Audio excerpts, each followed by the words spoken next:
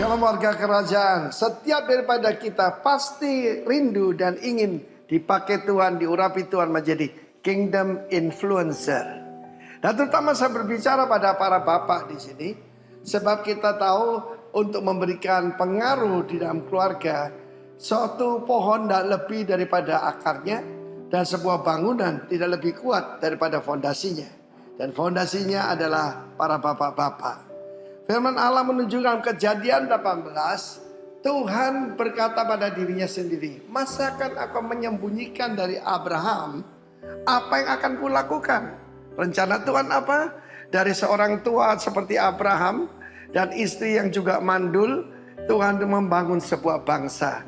Memang cara-cara Tuhan misterius, saudara ya. Dan Tuhan berkata bahwa Abraham harus memerintahkan.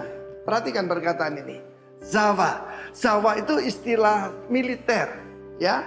Seringkali kita mendengar sekarang jangan sikapnya seperti tentara, seperti militer.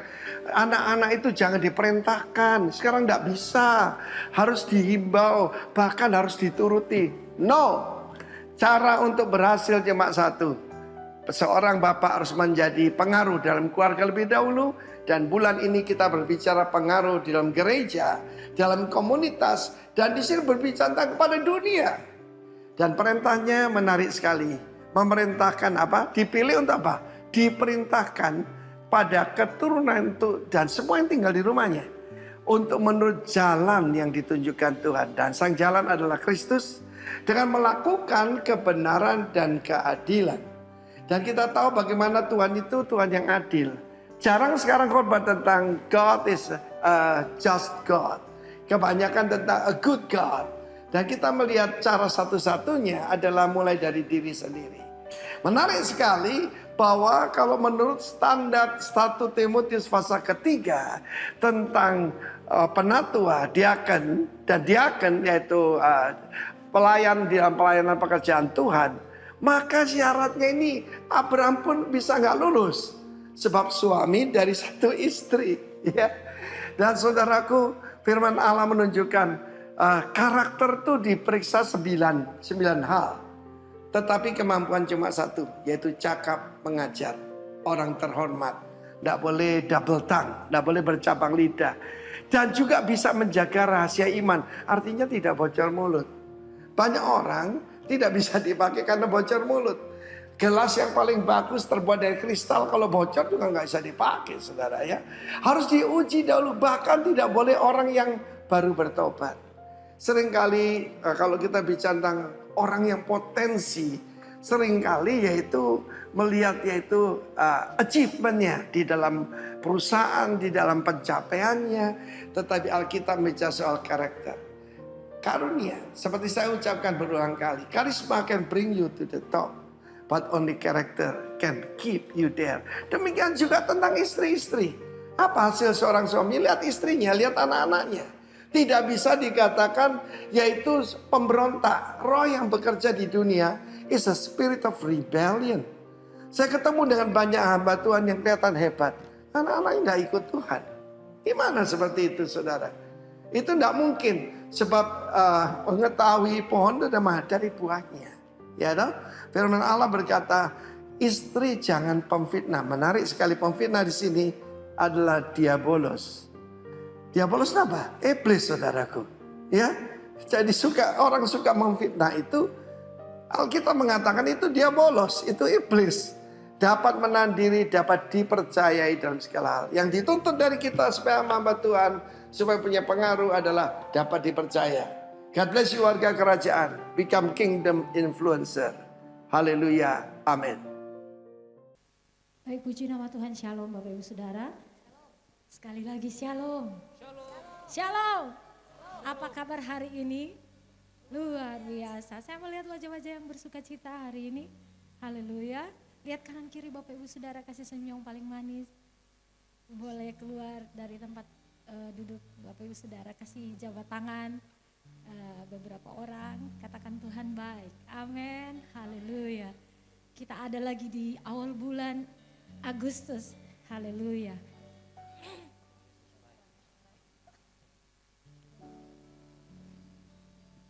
Sungguh penyertaan Tuhan yang luar biasa dalam kehidupan kita. Amin Bapak Ibu Saudara. Haleluya. Pagi hari ini kita mau menikmati ibadah di tempat ini. Saya percaya Tuhan sudah ada di tempat ini. Kita mau senangkan hatinya. Amin. Kita mau bawa pujian dan penyembahan kita di hadapan Tuhan. Haleluya. Haleluya. Amin. Haleluya. Yang bersuka cita mari bangkit berdiri, berikan tepuk tangan yang paling meriah bagi Tuhan. Haleluya.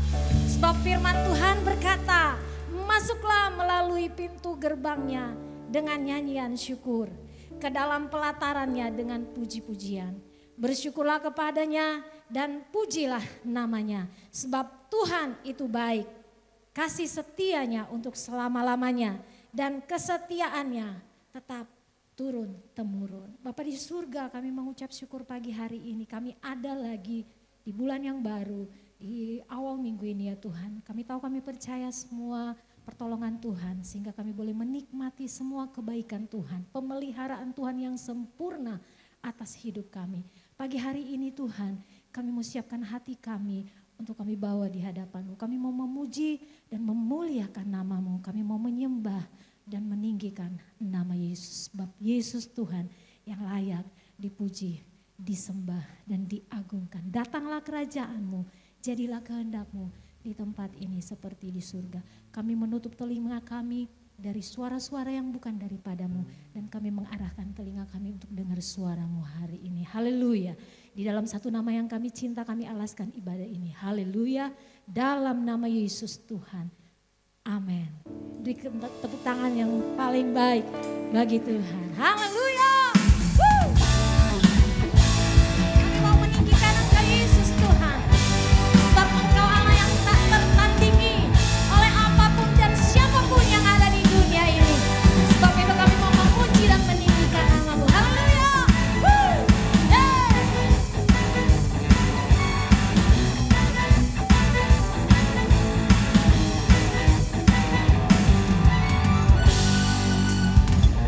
Ada siapa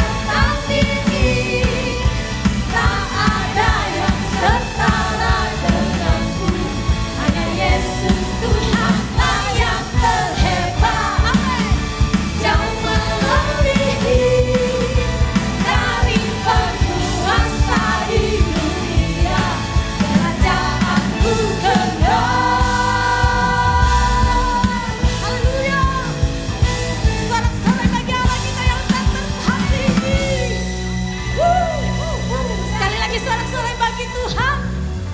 Terima kasih Tuhan. Haleluya.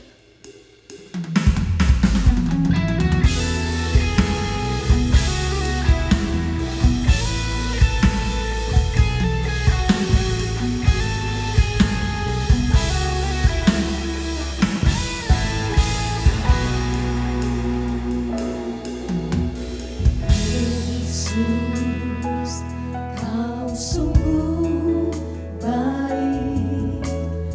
Yesus, namamu indah. Yesus, ku cinta kau selalu. Ku tinggikan, ku agungkan selamanya. Ku mau memujimu, ku selalu pujimu. Ku mau menyembahmu, ku selalu sembahmu. Kau yang layak terima semua pujian, kemuliaan hanya bagi Tuhan.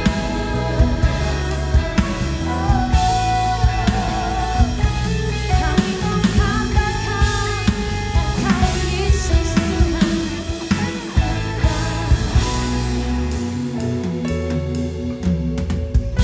Yesus, kau sungguh baik.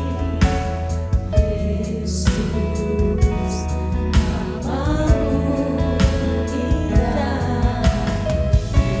Yesus, ku cinta kau selalu. Ku tinggikan, ku agungkan selamanya. Ku mau memujimu, ku selalu pujimu. Ku mau menyembahmu, ku selalu sembahmu. Kau yang layak terima semua pujian, kemuliaan hanya bagi Tuhan. Ku mau memujimu, ku selalu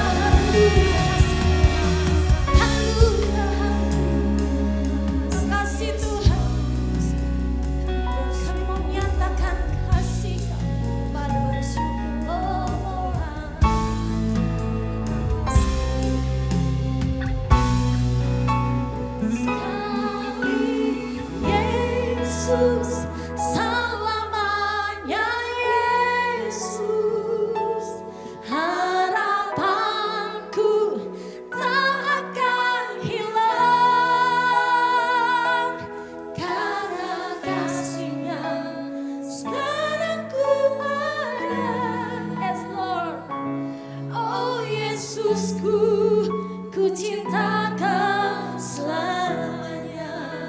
Sekali Yesus, selamanya Yesus. Harapanku takkan hilang. Karena kasih-Nya sekarang ku ada. Oh Yesusku, ku cinta kau selamanya. Sekali Yesus, selamanya Yesus. Amin. Harapanku takkan hilang. Karena kasih-Nya sekarang ku ada. Oh Yesusku, ku cinta kau selamanya. Umat Tuhan katakan, ini pernyataan kami kepadamu Tuhan. Amin, amin, amin.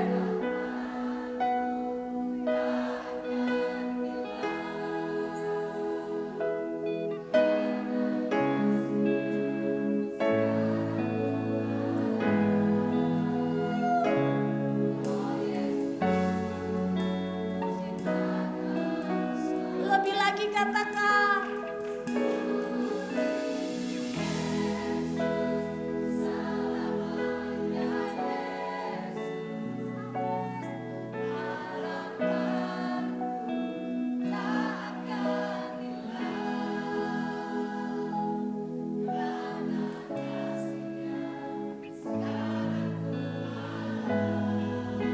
Yesus. Haleluya, haleluya. Sekali Yesus, selamanya Yesus. Harapanku takkan hilang. Karena kasih-Nya sekarang ku ada. Oh Yesusku, ku cinta kau selamanya. Karena kasih-Nya sekarang ku ada. Oh Yesusku, ku cinta kau. Sekali lagi katakan. Karena kasih-Nya sekarang ku ada. Oh Yesusku, ku cinta kau selamanya.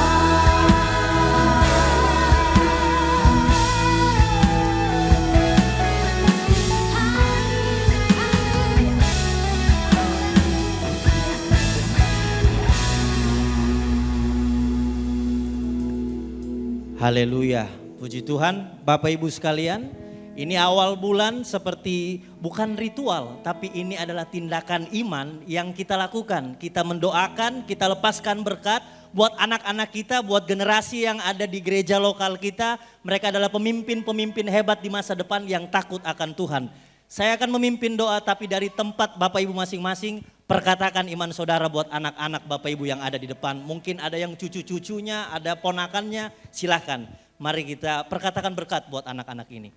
Tuhan Yesus, kami mengucap syukur untuk generasi-generasi hebat yang Tuhan izinkan dan Tuhan titipkan ada dalam kehidupan setiap kami. Tuhan, anak-anak ini punya masa depan yang gilang gemilang di dalam Kristus. Mereka akan jadi orang-orang pengambil keputusan yang besar bagi bangsa ini. Karena ada roh Tuhan dalam kehidupan mereka. Segala sesuatu yang dijumpai oleh tangan mereka Tuhan buat berhasil. Sebab hikmat, kekuatan, kemampuan roh yang daripada Tuhan ada dalam kehidupan anak-anak kekasih ini. Kami melepaskan berkat bagi kehidupan anak-anak ini dalam pertumbuhan mereka, dalam kehidupan mereka, dalam pendidikan mereka. Di dalam nama Tuhan Yesus Kristus, pengetahuan, pengenalan akan Tuhan, hikmat yang daripada Tuhan tinggal tetap diam dalam kehidupan anak-anak kekasih ini. Bagi Tuhan segala hormat dan kemuliaan kami mengucap syukur. Haleluya.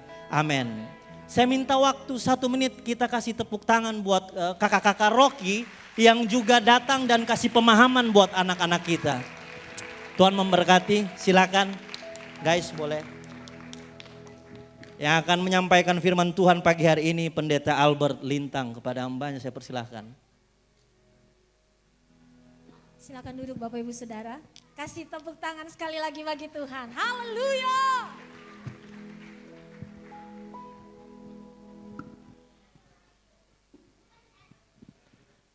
Mari Bapak Ibu kita berdoa, Tuhan Yesus tolonglah kami untuk dapat ditransformasi oleh firman-Mu.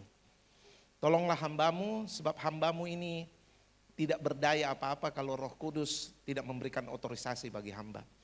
Tolonglah supaya apa yang hamba sampaikan adalah tidak hanya sekedar karena tema dari gereja ini, tapi karena isi hati-Mu yang memang Engkau mau lepaskan bagi jemaat ini hari ini.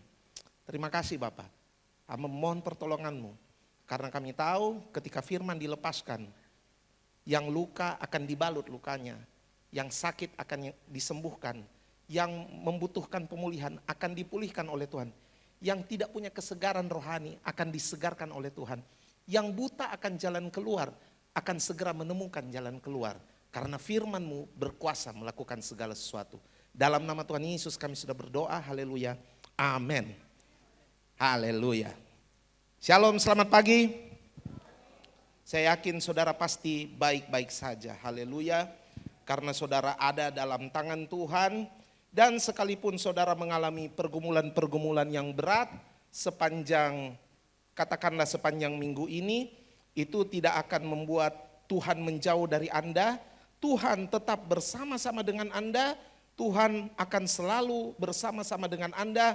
Sebab Dia adalah Immanuel. Immanuel artinya Allah yang menyertai kita. Jadi Dia tidak mungkin mengingkari identitasnya. Satu-satunya ketidakbisaan Tuhan, ketidaksanggupan Tuhan adalah meninggalkan saya dan saudara. Sebab kalau Dia meninggalkan saya dan saudara, Dia tidak Immanuel dong, ya kan? Tapi karena Dia Immanuel, maka Dia pasti tidak sanggup mengingkari identitasnya. Identitasnya adalah Allah yang menyertai. Jadi apapun musim kehidupan saudara, jangan percaya tipuan-tipuan dunia yang berkata bahwa saudara hanya sendiri di dunia ini. Tidak ada. Saudara pasti selalu ditemani Tuhan, karena Tuhan yang saudara sembah adalah Tuhan yang selalu berkehendak untuk hadir. Sebelum saya menyampaikan apa yang saya harus sampaikan pada pagi hari ini, saya harus menyodorkan pada saudara apa saja yang sedang terjadi saat ini, yang itu kemudian mengganggu kita dalam menangkap apa yang Tuhan inginkan dalam kehidupan kita. Kerajaan kegelapan sedang bergerak begitu luar biasa, kerajaan iblis ya, sedang bergerak dengan melepaskan 3 dimensi yang akan menghancurkan, yang bermaksud untuk menghancurkan orang-orang percaya. 3 dimensi itu kalau saya sebut kerajaan berarti itu bukan soal tempat ya. Kalau saya sebut kerajaan itu berarti apa? Otoritas, ya kan? Jadi ada 3 dimensi yang sedang dilepaskan iblis sekarang ini, dan saya telah mengamati ini begitu luar biasa. Mereka bergerak dengan cara apapun. Dimensi pertama tentunya yang saya sebut sebagai kingdom of darkness, kerajaan kegelapan. Kerajaan kegelapan itu akan membuat saya dan saudara itu selalu berjalan itu selalu merasa bahwa tidak ada tujuan dalam hidup ini. Tiba-tiba kita merasa semuanya buntu, kita merasa semuanya tertutup, kita merasa semuanya berat. Tahukah saudara, waktu saudara mengalami hal ini, kingdom of darkness sedang bekerja. Dia membuat Anda menjadi gelap terhadap segala sesuatu. Seketika Anda melihat dunia ini dan Anda berkata bahwa tidak ada jalan keluar. Seketika Anda melihat masalah-masalah dalam hidup Anda dan Anda merasa bahwa tidak mungkin. Segala sesuatunya menjadi tidak mungkin. Semuanya menjadi gelap. Anda bahkan datang gereja, Anda dengar firman Tuhan, tapi kemudian yang Anda terima adalah, kenapa firman ini semuanya menjadi gelap ya? Yang ada kita kemudian hanya menilai cara pendetanya berkhotbah, isi ininya, isi itunya. Saya pernah seperti itu ngomong-ngomong.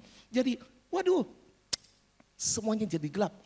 Firman yang kita terima tidak menjadi rema buat kita, tapi malah kita pakai untuk menghakimi orang lain. Kita malah pakai untuk bilang begini, seharusnya dia yang datang ini, karena firman itu untuk dia. Tapi kita sudah tidak lihat diri sendiri. Gelap saudara.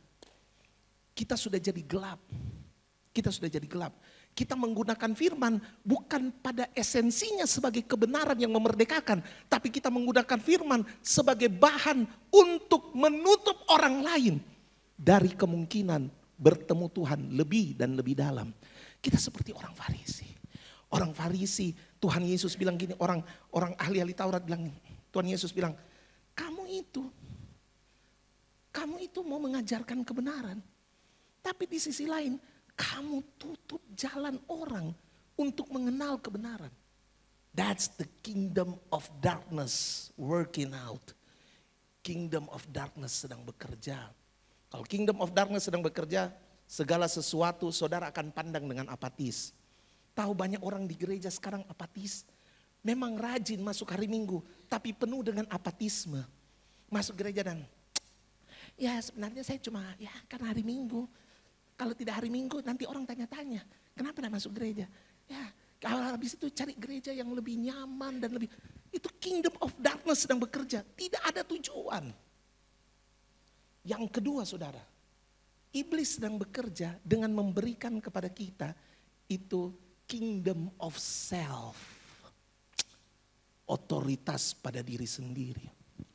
Kita sedang diangkat, kita punya, itu Iblis punya jago ya, dia punya master.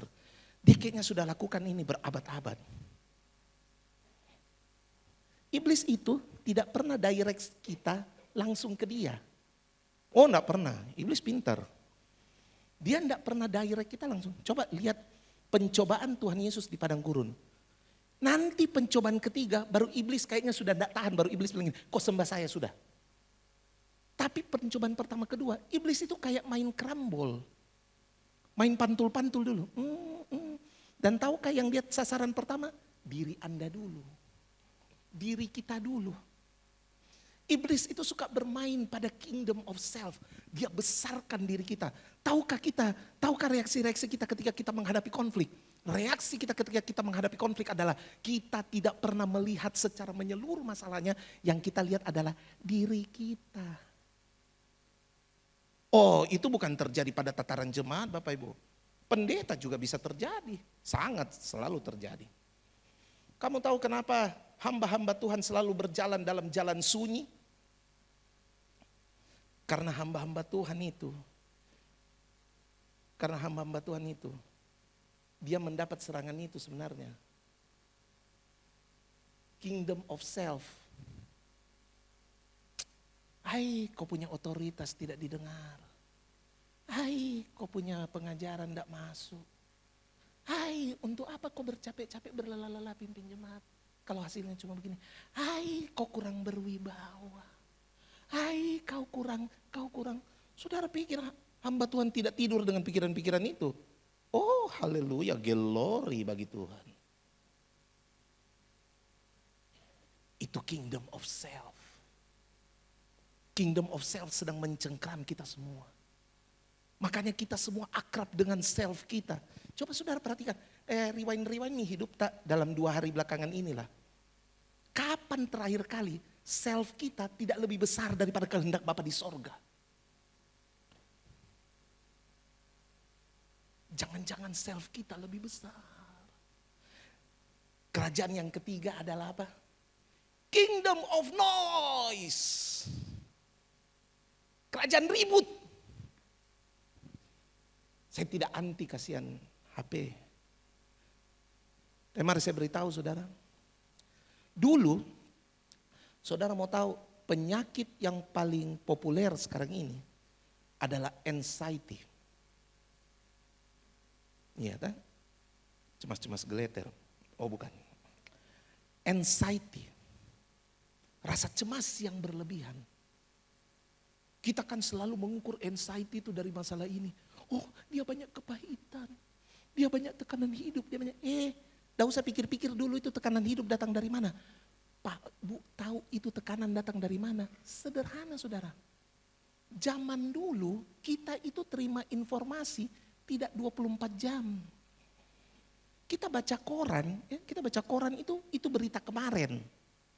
Berita kemarin kita baru tahu pagi ini. Sekarang kita terima berita 24 jam. Setiap menit kita terima berita. Dan kita punya alat untuk mengakses berita, namanya smartphone. Dan kita tergantung dengan smartphone, bahkan tidur pun. Itu smartphone itu banyak rusak cuma gara-gara masalah tidur sebenarnya. Jadi tidur sama, baru yang bikin rusak kita punya kepala. Pak. Lama-lama kita punya kepala yang jadi keras, HP-nya yang jadi penyok. Ya, membuktikan bahwa kita keras kepala kan. Jadi kita akses ini 24 jam. Saudara tahu, otak kita telah dipaksa bekerja 24 jam dalam mengakses informasi dan dalam mengolah informasi. Sehingga tidur kita tidak pernah pulas. Banyak orang yang tidak pernah deep sleep. Bersyukur karena gereja bisa menjadi tempat untuk kita tidur. Haleluya. Banyak orang tidur di gereja. Jadi kita tidak bisa deep sleep di rumah. Kita tidur di dalam hadirat Tuhan. Saya pikiran positif. Saya tidak mau ini. Yang saya mau bilang pada saudara adalah, itu karena kita sudah kurang istirahat. Sehingga kita ini, coba lihat anak-anak sekolah sekarang. Saya mengajar di beberapa sekolah-sekolah Alkitab. Kalau saya mengajar, itu kelas malam yang paling bagus. Kelas sore dan malam, itu entah kenapa mereka sangat bersemangat. Apalagi kalau semakin malam semakin bagus. Kalau kelas malam berakhir, mereka kayak rasa, kayak rasa begitu. Tapi coba kalau kelas pagi, Tuhan Yesus dalam sorga. Kelas pagi ada, setengah tiang. Coba lihat anak-anak sekarang di sekolah. Nggak usah lihat di sekolah, lihat di gereja. Pagi itu kayaknya menjadi sesuatu yang menyiksa, apalagi setelah pandemi kan. Kita banyak begadang. Tapi kingdom of noise membuat kita apa? Membuat kita stres. Membuat kita stres. Nah ini gambaran kepada saudara. Sebelum kemudian kita harus begini. Mari kita pikirkan bagaimana kita melepaskan teladan dan pengaruh. Dan hari ini kita akan bahas itu di dalam gereja, di dalam eklesia. Terkait dengan tiga kondisi yang saya sodorkan pada saudara. Maka kita harus berdinamika dalam hal ini di dalam gereja kita. Yang pertama, mari kita buka Yohanes pasal 13. Tampilkan saja itu Yohanes pasal 13. Saya tidak akan baca bagaimana, tapi saya mau saudara lihat satu Yohanes, adakah ditampilkan? Ada ditampilkan. Ya. Sementara itu, atau kita baca sama-sama, bagus kita baca sama-sama. Suara keras. 1, 2, 3. Sementara. Yesus telah tahu bahwa saatnya sudah tiba untuk beralih dari dunia ini kepada Bapa. Sama seperti Ia senantiasa mengasihi murid-muridnya, demikian sekarang Ia mengasihi mereka. Oke, saya sengaja baca ayat ini saja karena kita sudah tahu cerita di pasal ini. Cerita di pasal ini adalah Yesus membasuh kaki murid-muridnya. Tapi sebelum saudara masuk kepada prosesi Yesus membasuh kaki murid-muridnya, Yesus melakukan itu dengan mendasarinya pada hal ini. Bahwa Ia mengasihi murid-muridnya sampai pada kesudahannya. Saudara, kalau kamu mau leading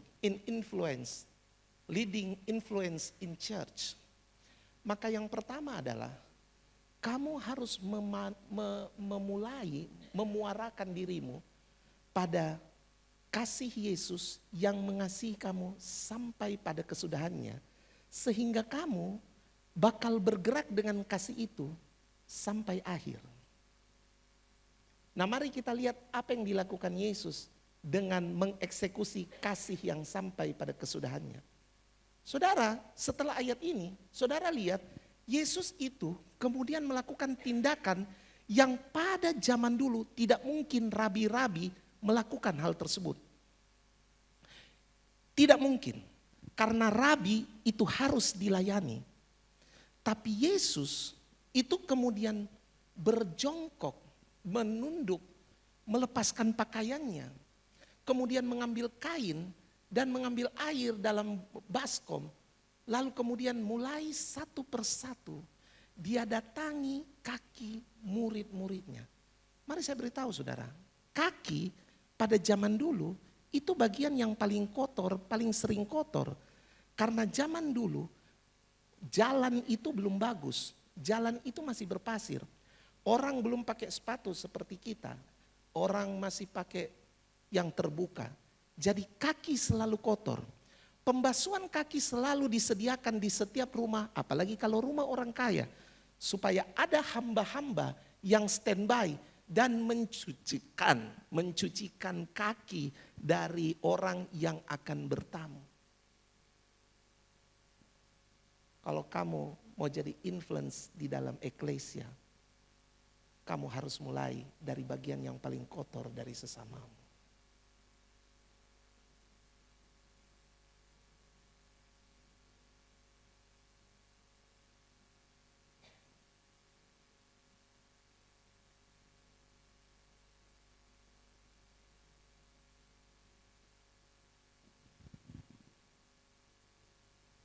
Untuk berurusan dengan bagian yang paling kotor dari sesamamu, kamu harus kneel, bow down.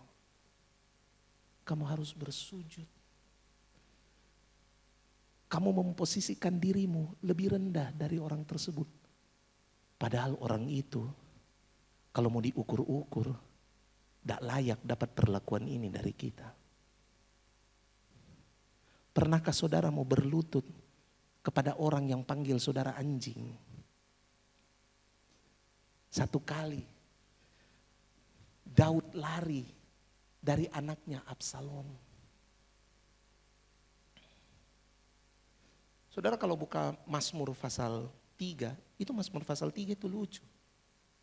Mazmur pasal 3 itu perikopnya saja saya sudah mau ketawa dan menangis secara bersamaan. Karena Mazmur pasal 3 itu punya perikop itu nyanyian pagi pada saat menghadapi musuh. Kemudian di bawahnya ada keterangan bahwa Mazmur tersebut ditulis ketika Daud sedang lari dari kejaran Absalom anaknya.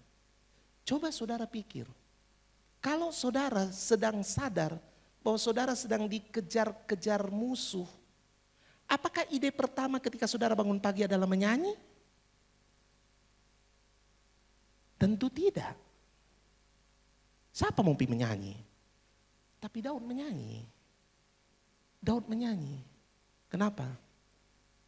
Waktu Daud sedang lari keluar dari istana, dikejar-kejar oleh Absalom. Dalam pelariannya itu, keluarlah keluarganya Saul, salah satu kerabatnya Saul, namanya Simei bin Gera. Simei bin Gera ini kemudian kata-katai Daud, sepanjang jalan kenangan.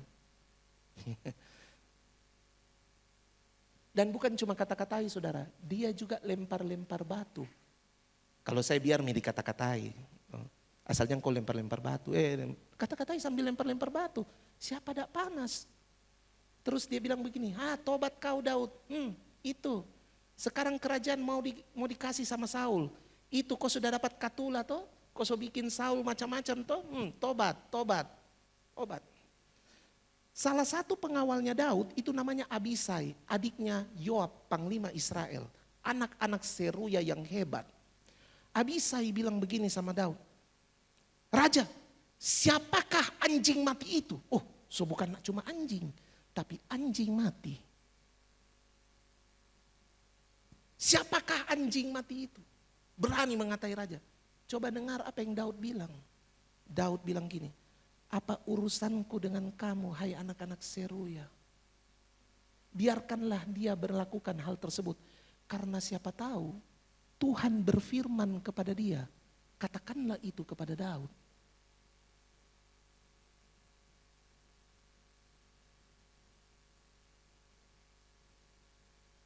Daud berurusan dengan apa saudara? Daud mengerti prinsip ini dari awal. Bahwa kelak keturunannya itu akan selalu berurusan dengan hal-hal yang paling bawah. Kneel.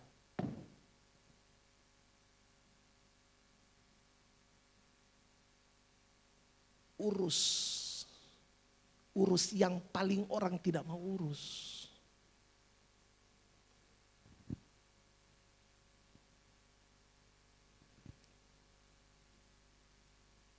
Ya kalau urus-urus yang begitu memang kita punya bergerak lambat ya.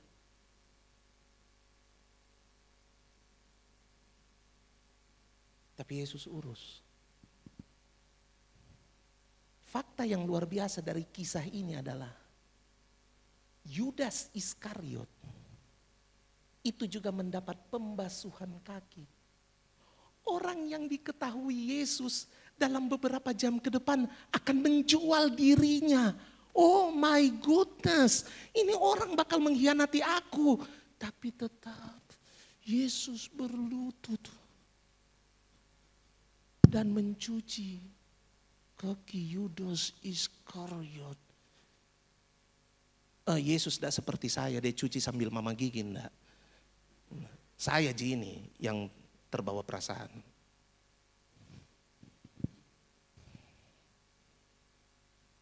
Dia cuci kakinya Yudas.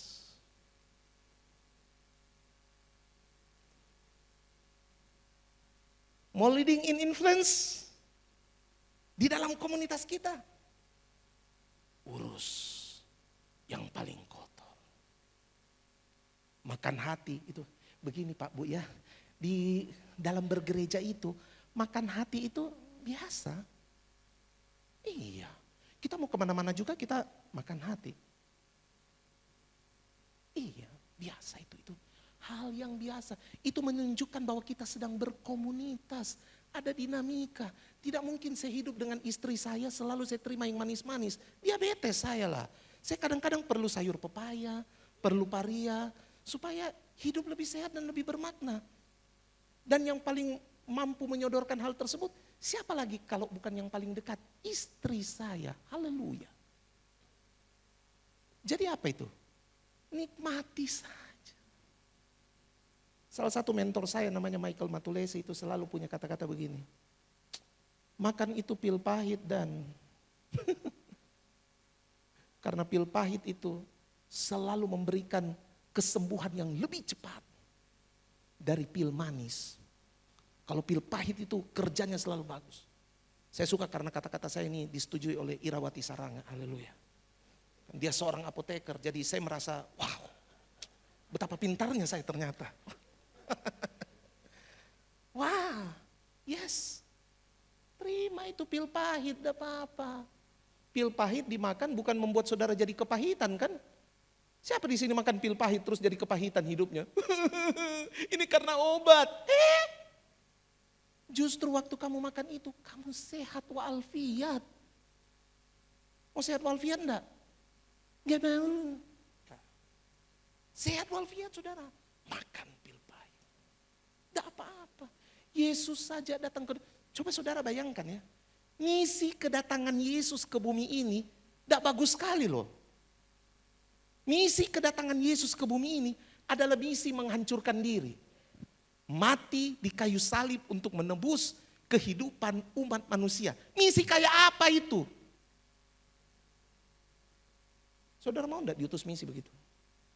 Saya dulu waktu masih ada dalam salah satu badan misi, namanya Youth with a Mission.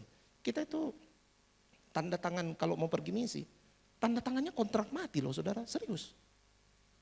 Tanda tangannya sampai kontrak mati. Gak tahu kalau masih ada itu di situ. Tapi tanda tangan sampai kontrak mati. Bersedia untuk mati di ladang misi. Wih, saya juga waktu mau tanda tangan itu kayak tiba-tiba sanggupkah? Tanda tangannya sampai mati.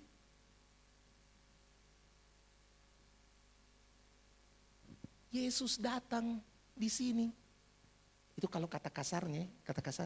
Yesus datang ke dunia ini diutus cuma for cari mati. Tapi dia mati buat apa? Dia mati buat kita. Karena dia urus kita punya paling kotor-kotor ini.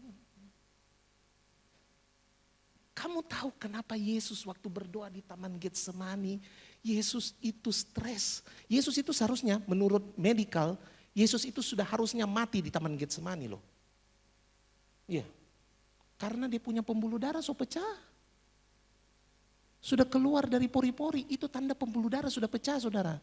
Itu namanya main. Dia harusnya di Taman Getsemani dia sudah mati. Tapi saudara tahu kenapa dia berdoa dengan pergumulan yang berat di Taman Getsemani? Bukan karena takut mati. Karena beratnya beban yang dia pikul. Saudara tahu beban yang dia pikul? Dia harus memikul beban dosa umat manusia yang hidup sebelum dia datang ke dunia ini. Dosa umat manusia yang sekarang dia hidup di dunia ini, dan dosa kita-kita ini loh yang belum ada. Jadi di Taman Getsemani dia so lihat kita pemuka-muka yang aduh Tuhan Yesus oh Tuhan, nanti tahun sekian so mau lahir ini Albert Lintang, aduh Tuhan Yesus. Dia sudah lihat.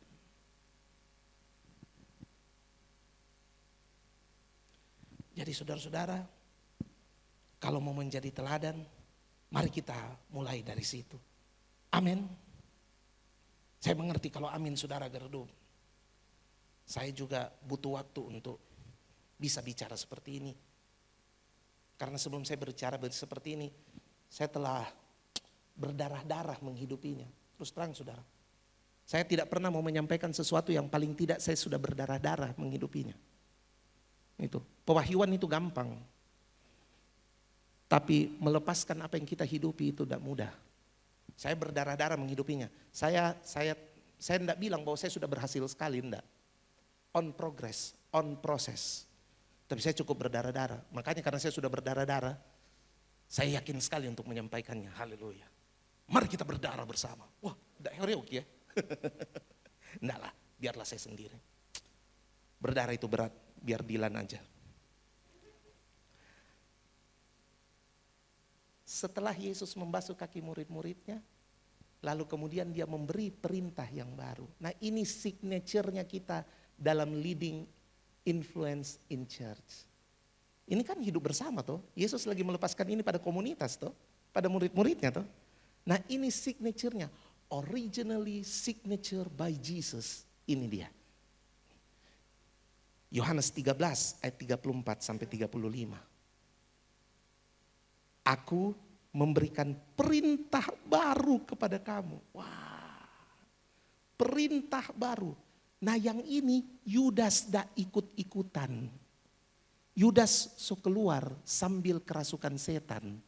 Ya toh? Baca sebelumnya. Nah kita kelarkan saja itu Yudas, biarlah dia pergi.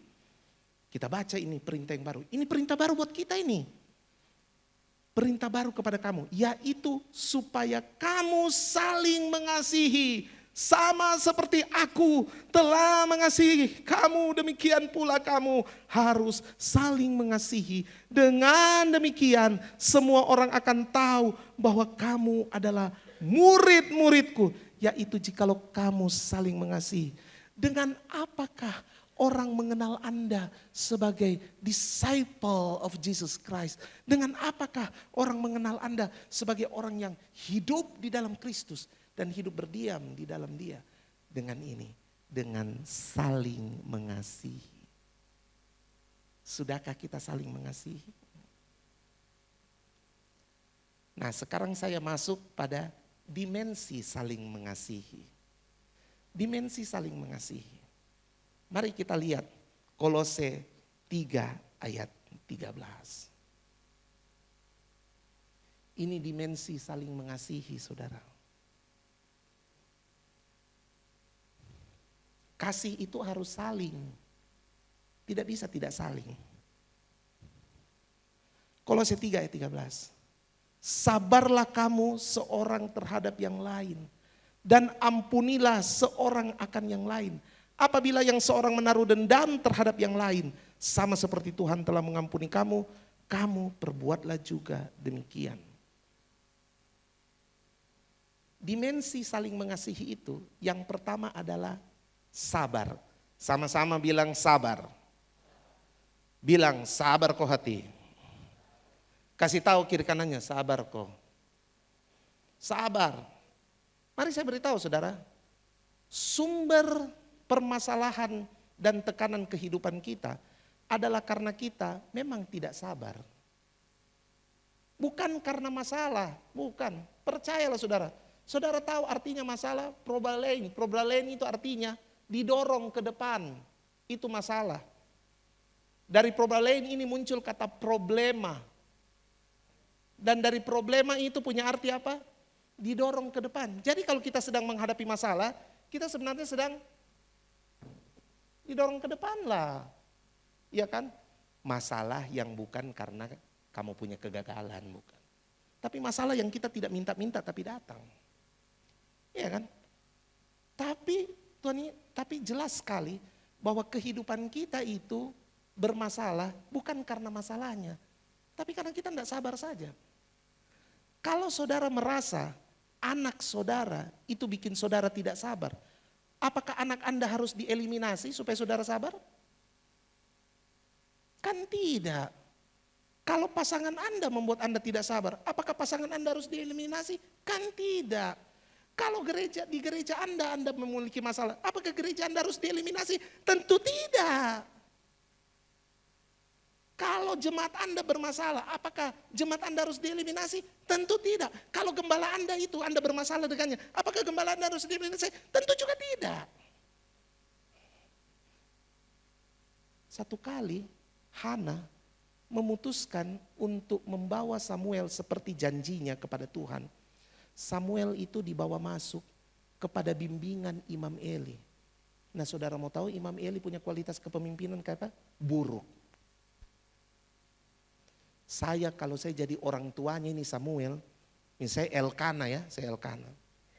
Suaminya Hana. Saya akan bilang sama Hana, Hana, saya mengerti jika kau sudah berjanji sama Tuhan, tapi tidak harus juga kan ke Imam Eli.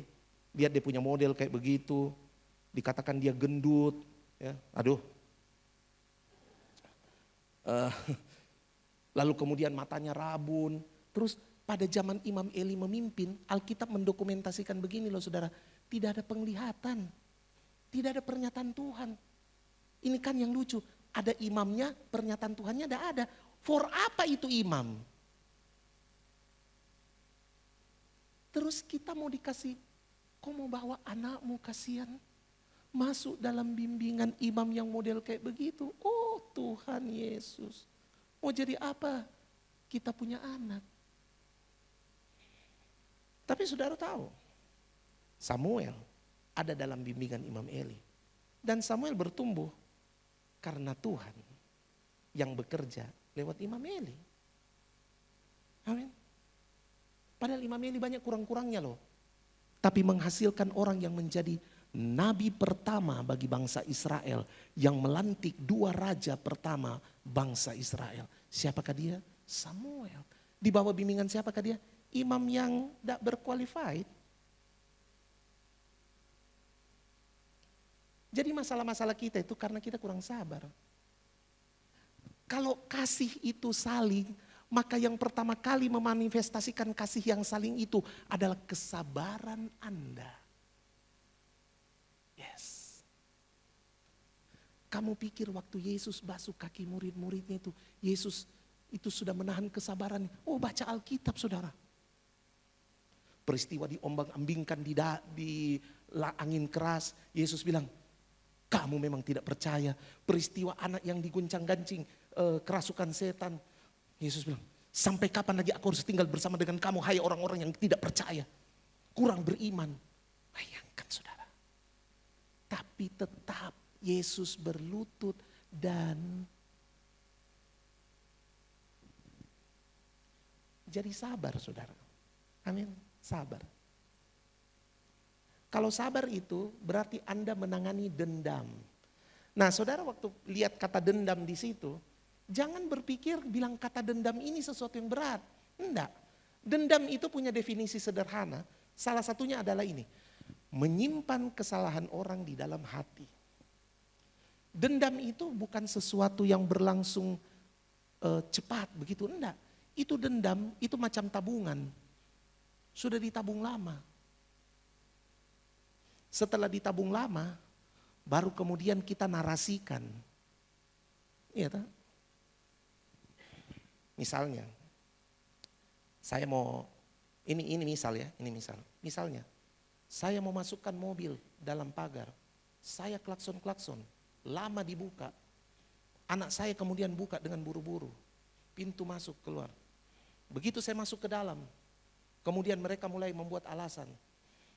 Papa, kami lama buka karena begini. Tiba-tiba saya mulai bicara. Oh iya, memang kamu selalu begitu. Kamu kan itu begini, begitu. Saudara tahu? Apakah masalah selesai? Tidak selesai. Yang ada adalah kita menaikkan narasi-narasi dari riak-riak emosi kita karena telah menyimpan kesalahan-kesalahan orang terdekat kita. Itu yang terjadi. Jadi kita tidak pernah menyelesaikan masalah. Saya sudah manage diri saya sedemikian rupa untuk begini. Kalau dalam sebuah konflik saya bermaksud untuk bersuara besar, lebih baik saya tidak bicara. Ini saya ya. Sudah tidak perlu contoh juga dan tidak apa-apa. Tapi ini saya bagi pengalaman. Kalau dalam sebuah konflik saya berkemauan sekali untuk bicara dengan suara besar, maka saya lebih baik saya tahan diri dulu. Karena saya tahu sesuatu yang tidak berhikmat bakal keluar dari mulut saya. Ya, kan? Karena saya tahu kalau sesuatu yang tidak berhikmat keluar dari mulut saya tidak menyelesaikan masalah, tapi saya hanya melepaskan narasi-narasi dari riak-riak emosi saya terhadap masalah yang sedang terjadi. Dan itu tidak menyelesaikan apa-apa. Kamu pikir dengan bersuara besar kamu menyelesaikan apa-apa? Kamu tahu suara besar itu untuk iblis, bukan untuk sesamamu. Kan yang Yesus hardik itu angin topan. Yesus dah hardik murid-muridnya toh. Hei kamu yang kurang percaya, kan tidak. Yang Yesus hardik itu badai. Berhenti! Yang membutuhkan hardikan itu setan. Jangan hardik sesamamu. Kamu pikir dia setan? Tapi kan kita suka hardik sesama. Supaya apa? Supaya kelihatan berwibawa. Wibawa apa itu? Saya sudah biasa latih diri saya. Kalau saya sudah mulai ini, oh enggak. Ini ada sesuatu yang tidak berhikmat mau keluar dari mulut saya. Saya lebih diam. Makan hati memang. Saya lebih diam. Nanti kalau kita sudah tenang, baru kita sudah mulai bicara. Waktu kita bicara, apa yang terjadi saudara? Waktu kita bicara. Coba kalau saya 3 tadi itu. Ayat 14.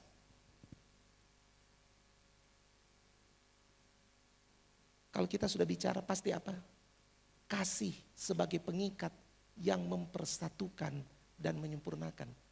Begitu kita sudah menghandle apa yang kita simpan dalam hati kita, maka yang keluar adalah kita mengenakan kasih.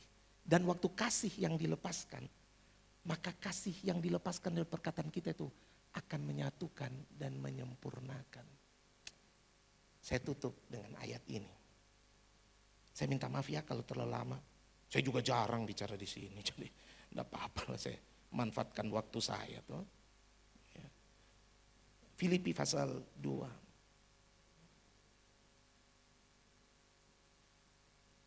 Ini ayat yang saudara sudah selalu tahu. Filipi pasal 2 ayatnya yang kelima. Leading in church. Leading influence in church. Hendaklah kamu dalam hidupmu bersama menaruh pikiran dan perasaan yang terdapat juga dalam Kristus Yesus. Ayat 6, yang walaupun dalam rupa Allah tidak menganggap kesetaraan dengan Allah itu sebagai milik yang harus dipertahankan. Ayat 7, melainkan telah mengosongkan dirinya sendiri dan mengambil rupa seorang hamba dan menjadi sama dengan manusia. Mari saya beritahu saudara, mau leading influence in church, kamu harus mengambil rupa seorang hamba. Kamu harus mengambil rupa seorang hamba. Kamu saja terhadap pasanganmu, kamu harus ambil rupa seorang hamba. Kamu terhadap anak-anakmu, kamu harus mengambil rupa seorang hamba. Terlebih kalau kamu ada dalam komunitas orang-orang beriman, kamu harus ambil rupa seorang hamba. Karena rupa seorang hamba itu adalah dia menaruh pikiran. Yang pertama, Dia menaruh pikiran dan perasaannya di dalam Kristus. Menaruh, saudara. Kalau menaruh itu, ini pikiran dan perasaan di dalam Kristus. Menaruh, Kristus ini Kristus. Anggap mimbar ini Kristus. Menaruh itu begini Pak Ibu. Menaruh. Menaruh itu bukan begini Pak Bu. Ini ngetem. Tapi menaruh, that's why we sing like that. Kenapa? Ini deklarasi bahwa kita menaruh pikiran dan perasaan kita di dalam Kristus Yesus. Setelah kamu menaruh, kamu apa? Kamu mengosongkan diri. Mengosongkan diri. Kamu menjadi apa? Kamu menjadi empty, kosong. Setelah empty, kamu apa? Baru kamu dapat mengambil rupa hamba. Apa itu rupa hamba? Zero. From empty to zero. Jangan pandang enteng zero. Kalau nol tidak banyak di belakang, kita punya uang cuma sedikit. Iya toh? Kan bahagia, semakin banyak nol di belakang angka 1, maka berarti uang kita banyak. Tapi kalau nolnya cuma 1, jangan pandang enteng zero saudara. From empty to zero. Kamu ambil rupa hamba. Berlomba-lombalah menjadi influence dalam gereja dengan mengambil rupa hamba. Sama seperti Yesus menteladankan buat kita. Kalau mau memimpin di dalam eklesiaku, kamu harus mengambil rupa hamba. Tuhan Yesus memberkati kita. Haleluya. Mari kita berdoa. Sebelum saya serahkan kepada Bapak Pendeta Charles, saya akan berdoa. Mari kita berdoa. Tolonglah kami Tuhan. Tolonglah kami untuk menghidupi, ditransformasi oleh firman-Mu. Tolonglah kami ketika kami ditransformasi, kami diberikan kemampuan menghidupi firman-Mu ya Tuhan. Meresapi setiap kekayaan perkataan Kristus di dalam kehidupan kami. Tuhan, daging kami tidak pernah berkata siap. Tetapi oleh roh yang ada di dalam kami, maka daging kami akan menurut, akan mentaati apa yang diterima oleh roh kami. Dan kami mau deklarasikan Tuhan, kami mau menaruh pikiran dan perasaan kami seperti yang terdapat dalam Kristus Yesus.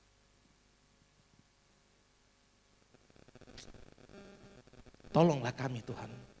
Tolonglah kami untuk mengampuni. Tolonglah kami untuk sabar.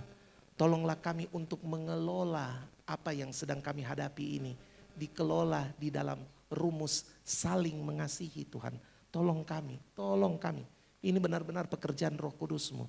Tolong kami Tuhan, tolong kami. Tajamkan kami begitu rupa ya Tuhan. Kami berterima kasih untuk setiap persoalan. Kami berterima kasih untuk setiap masalah. Karena itu akan selalu membangunkan kami. Itu seperti wake up call buat kami. Untuk kemudian menata hidup kami dan berkata bahwa kami harus kembali untuk hidup dalam nilai-nilai kerajaan sorga. Nilai-nilai kerajaan yang tidak tergoncangkan. Terima kasih. Tolong kami ya Tuhan. Supaya sebelum kami jadi berkat di luar. Di eklesia kami telah mempengaruhi dengan sangat. Terima kasih Bapak. Sehingga eklesia kami menjadi eklesia yang hidup. Eklesia yang kuat, eklesia yang tangguh dalam segala badai pencobaan. Dalam nama Tuhan Yesus kami sudah berdoa. Haleluya. Amin. God bless. Haleluya, puji Tuhan. Kami atas nama Gembala dan Jemaat mengucapkan terima kasih atas pelayanannya Bapak Albert Lintang. Tuhan Yesus memberkati. Kita sekarang akan masuk dalam doa persembahan. Kita satu di dalam doa. Bapa di dalam sorga, kami mengucap syukur untuk semua berkat Tuhan yang memberkati kami dengan kasih karunia yang terus mengalir dalam kehidupan kami. Kau memberkati kami untuk hati yang tetap setia dan taat melakukan apa kehendak-Mu. Kami sudah mendengarkan kebenaran firman-Mu. Biarlah Tuhan memberkati Pastor Albert Lintang dalam rumah tangganya, dalam keluarganya, dalam pelayanannya. Tuhan berkati, pakai lebih heran lagi untuk hormat dan kemuliaan nama Tuhan. Terima kasih Tuhan, kami mau dibangun terus di atas Kristus dan kami mau berakar dalam Kristus. Dan kami percaya Tuhan, Roh Kudus memimpin langkah-langkah hidup kami ke depan untuk memuliakan Tuhan. Sekarang umat-Mu akan memberikan persembahan Tuhan, berkati tangan-tangan yang memberkati, berkati pekerjaan usaha mereka, berkati rumah tangga mereka. Di dalam nama Tuhan Yesus Kristus yang siap menabur, di dalam nama sama-sama katakan, amin. Puji Tuhan, Bapak Ibu Saudara diberkati oleh kebenaran firman Tuhan siang hari ini, amin, amin. Kurang percaya kalau Bapak Ibu Saudara diberkati, amin. Haleluya, berikan tepuk tangan bagi Tuhan. Haleluya. Sebelum kita akhiri ibadah kita pada siang hari ini, adakah Bapak Ibu Saudara yang baru pertama kali hadir di tempat ini? Kalau ada bisa lambaikan tangan Bapak Ibu Saudara, teman-teman kami akan menyambut Bapak Ibu Saudara di tempat duduknya. Ada dua yang di belakang, Bapak dan Ibu. Selamat datang Bapak Ibu. Jika ada kesempatan di lain minggu bisa kembali bersama-sama dengan kita untuk memuji menyembah Tuhan. Ada lagi? Ada lagi? Oh, haleluya. Puji Tuhan. Mari kita bangkit berdiri Bapak Ibu Saudara. Haleluya.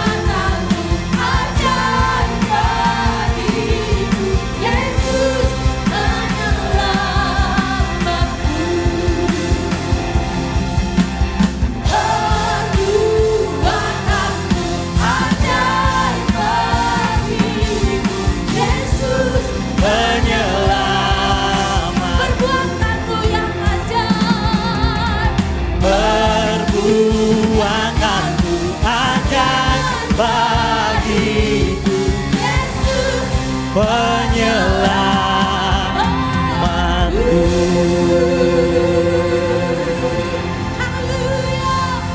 Haleluya.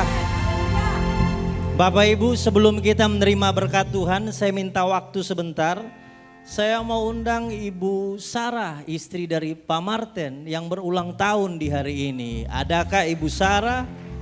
Tapi saya minta kali ini Pak Martin dampingi istrinya Pak. Tolong ke depan Pak Martin dan Ibu. Adakah Bapak Martin dan Ibu? Ibu yang berulang tahun di hari ini. Mungkin di antara Bapak Ibu sekalian ada juga yang berulang tahun di hari ini atau 2 hari yang lalu, 3 hari yang lalu. Silahkan Pak, langsung aja Pak. Berulang tahun, ulang tahun pernikahan.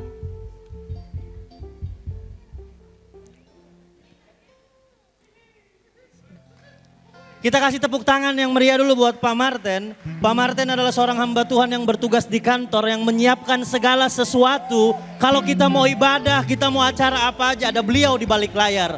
Mungkin tim-tim yang biasa di depan udah biasa dilihat, tapi Pak Martin adalah orang yang mempersiapkan segala sesuatunya untuk kita dapat beribadah dengan baik. Oleh sebab itu dia didampingi oleh seorang penolong yang sangat sepadan.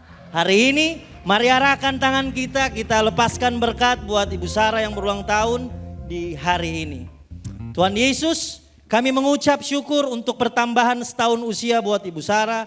Terima kasih Tuhan, terima kasih karena di tengah-tengah kami ada keluarga yang takut akan Tuhan, ada keluarga yang melayani kehendak Tuhan lewat kehidupan mereka, lewat segala hal yang mereka layani sehari-hari. Mungkin seringkali mereka ada di balik layar, mereka tidak terlihat, tapi satu hal yang kami tahu, kami merasakan jamahan tangan Tuhan lewat segala sesuatu yang mereka lakukan dan kerjakan. Secara khusus hamba-Mu ini di usia yang baru, Tuhan menyertai, Tuhan berkati dengan kekuatan, kesehatan, hikmat yang datang daripada Tuhan. Sebagai seorang penolong yang sepadan mendampingi hamba-Mu ini dalam segala aktivitas pelayanan, kehidupan bersama dengan keluarga. Keluarga ini akan terus menikmati berkat kasih setia penyertaan Tuhan. Bahkan sampai anak cucunya, keturunannya disebut keturunan yang perkasa di bumi. Sebab mereka sebagai orang-orang benar yang hidup mempersembahkan kehidupannya bagi Tuhan. Kami mengucap syukur di siang hari ini Aba Bapa. Sekarang kami akan pulang jemaat yang kekasih. Pulanglah dan jadilah berkat. Bapa, hamba-Mu utus jemaat ini untuk pulang menjadi berkat dalam kehidupan kami sehari-hari. Waktu kami bersama-sama dengan keluarga kami. Waktu kami bersama-sama dengan orang-orang yang ada di gereja lokal kami, di komunitas kami. Waktu kami ada dalam pekerjaan, usaha, pelayanan, tanggung jawab, bisnis kami. Nama Tuhan dipermuliakan. Tuhan menyertai sepanjang perjalanan kehidupan kami. Engkau lihat tangan-tangan yang terangkat ini, tangan-tangan yang jadi tangan-tangan kesembuhan dan tangan-tangan keberkatan. Apa saja yang dijumpai oleh tangan-tangan ini, Tuhan buat berhasil pekerjaannya. Waktu orang melihat kehidupan kami, mereka mempermuliakan Bapa kami yang ada di sorga. Sebab Tuhan memberkati engkau dan melindungi engkau. Tuhan menyinari engkau dengan wajahnya dan memberikan engkau kasih karunia. Tuhan menghadapkan wajahnya kepadamu dan berikan engkau damai sejahtera. Mulai hari ini terus kekal sampai selama-lamanya. Di dalam nama Tuhan Yesus Kristus, haleluya. Amin.